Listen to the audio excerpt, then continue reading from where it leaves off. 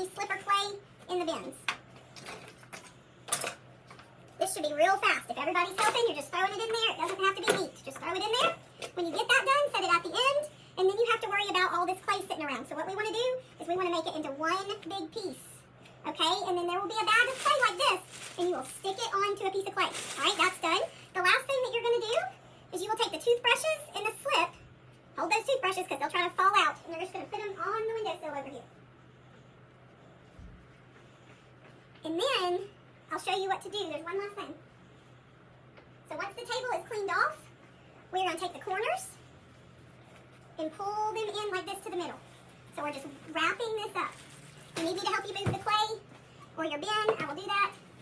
But wrap this up to the middle into a big ball, just like this.